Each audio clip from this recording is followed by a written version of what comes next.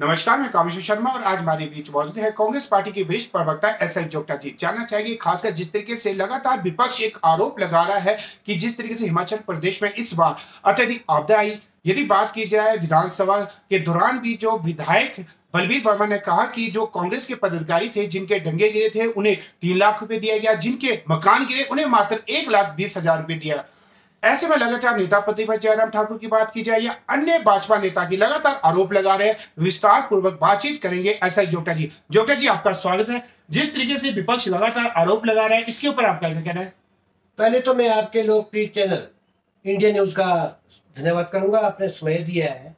इस सिलसिले में मुझे ये कहना है कि जिस तरह से बलवीर वर्मा जी ने कहा है कि कांग्रेस के डंगे लग रहे हैं, 3-3 लाख रुपए उनको मिल रहा है और बीजेपी के लोगों को कुछ नहीं मिल रहा है। पहले तो मैं उनसे ये प्रश्न पूछना चाहूंगा कि भी क्या कुदरत ने ये देखा कि भी कांग्रेस का नुकसान हमने ज्यादा करना है और बीजेपी का कम नुकसान करना है। देखो, सीधी सीधी बात है, यहाँ साबित होता है कि बिल्कुल गैर जिम्मेदाराना जो उनका जो स्टेटमेंट है उसका मैं विरोध करता हूँ।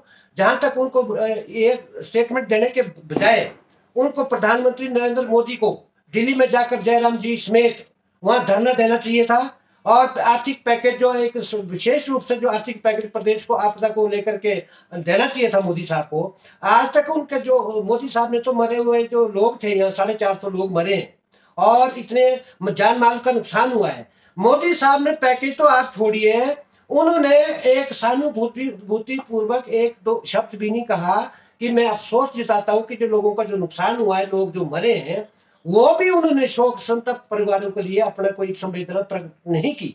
ये बहुत बड़ा एक प्रश्न है पब्लिक डोमेन में। और दूसरा मैं ये कहता हूं कि इतिहास में पहली बार प्रदेश के माननीय मुख्यमंत्री ठाकुर सुखविंदर सिंह सुक्खू जी ने जो 4500 करोड़ रुपए का जो पैकेज अपने खजाने से, यानी कि कम, जो खजाने में कुछ भी नहीं है, भारतीय जनता पार्टी ने उसको खाली छोड़ा है और उसमें से 4500 करोड़ रुपए का जो पैकेज उन्होंने घोषणा की है प्रदेश के लोगों को देने के लिए, जिसमें 7 लाख मकानों के लिए दिया गया है और 280 रुपए का उनको सीमेंट का जो मिलेगा। ये भी देखा जा रहा है खासकर जिस तरीके से जगत प्रकाश नड्डा जी है, भाजपा का कहना है कि उस दौरान 200 करोड़ रुपए दिए गए। सड़कों की बात की जाए तो प्रधानमंत्री सड़क योजना के तहत 27,000 करोड़ दिए गए। वही जो घर पहले 6,000 दिए गए, उसके बाद 5,000 घर केंद्र द्वारा बनाया जा रहा है। एनएच भी दुरुस्त किया जा रहा है केंद्र की ओर से। ये लगातार मैं आपको ये कहना चाहता हूँ साफ साफ कि अगर मोदी सरकार ने कुछ राहत दी है तो वो कागजों में घोषित करें, उसकी नोटिफिकेशन जारी करें पब्लिकली,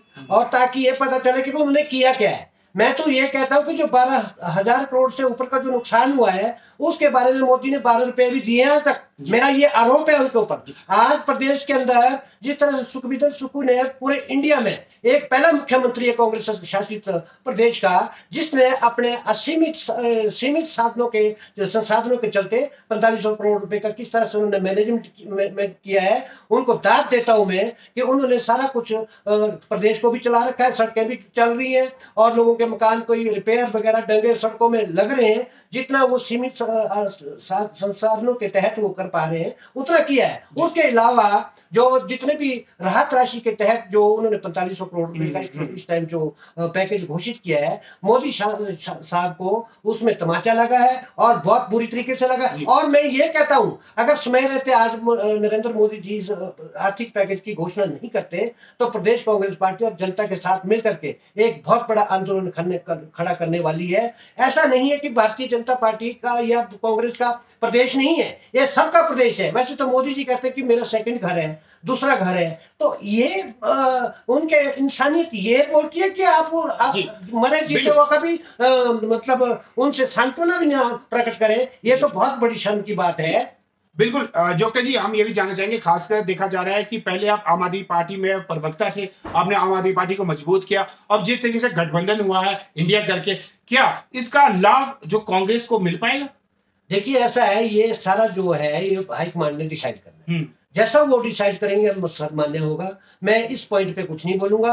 जो भी फायदा होगा वो हाईकमांड घोषित करें। हमने तो सिर्फ मोदी साहब को 24 में बाहर निकालना है। वो हमारे को चाहे कोई भी पैमाना अपनाना पड़े, कोई भी मतलब पार्टी को किसी के साथ भी गठबंधन करना पड़े, ये हाईकमांड का प्रेरोगेटिव है। लेकिन अगर मोदी साहब 24 में आ गए तो यहाँ पर जो संविधान को बदलने की भी प्रबल संभावना मैं जताता हूँ कि वो कुछ भी कर सकते हैं। और जिस तरह से देश को बेचने का जो उन्होंने अभियान चलाया हुआ है, उसके तहत देखिए आप आज जो है, जैसे उत्तराखंड में जो त्रासदी आई थी और भुज में आई थी, गुजरात में, वहां पर आर्थिक पैकेज जो पिछली सरकारों ने दिया है सिर्फ एक ही जगह के लिए। आज हिमाचल प्रदेश पूरी तरह से त्रस्त है और यहाँ के लोग बिल्कुल गरीब से, जो गरीब है वो गरीब हो गए हैं। उनके लिए अगर मोदी साहब ने अगर समय रहते ये पैकेज की घोषणा स्पेशली अगर प्रदेश को नहीं की, तो ये बहुत बड़ा नुकसान मोदी साहब को उठाना पड़ेगा और उठाना ही पड़ेगा। जी बिल्कुल, ये थे कांग्रेस पार्टी के वरिष्ठ प्रवक्ता एसआई जोगटा जी। इनका कहना है कि खासकर जो आपदा आई है, राष्ट्रीय आपदा घोषित नहीं किया गया है।